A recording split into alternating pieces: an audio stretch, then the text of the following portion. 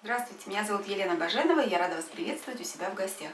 С наступлением ягодного сезона в качестве дополнения к домашним десертам предлагаю приготовить клубничный соус. Готовится он легко и быстро. А для рецепта мы берем клубнику, перебранную хорошо и промытую, и удалили хвостики, воду, крахмал, сахар и сливочное масло.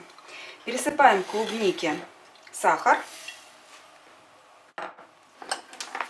Включаем миксер и все перемалываем вместе.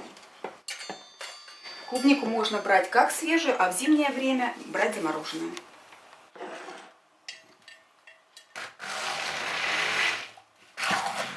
Перемолотую ягоду ставим на огонь и доводим до кипения. Соус закипает, добавляем сюда кусочек сливочного масла. Перемешаем, чтобы масло растаяло. Так, и даем закипеть.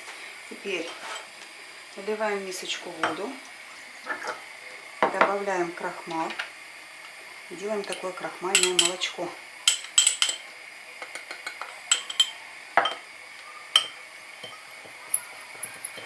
Перемешиваем хорошо. Так, соус закипает. Сейчас я размешаю хорошо крахмал. Тут можно в 2 руки. Все это очень быстро готовится, поэтому умейте 2 руками работать замечательно.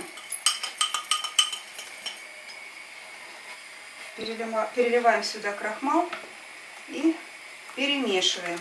И провариваем где-то 1-2 минуты. Соус должен загустеть. Мешаем интенсивно. Соус сильно булькает и разбрызгивается. Буквально тут, я думаю, минуты хватит. Даже 2 не надо.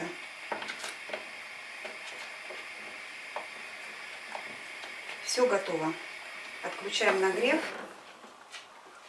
Даем немного соусу остыть. Соус можно подавать горячим и остывшим. С ним вкусные сырники, блинчики, творог, йогурт и даже мороженое. Я попробую.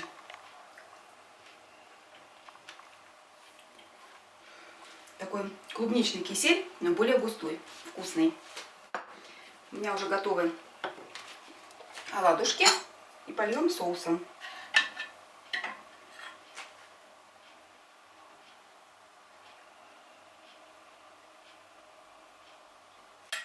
И украсим веточкой мяты верхней.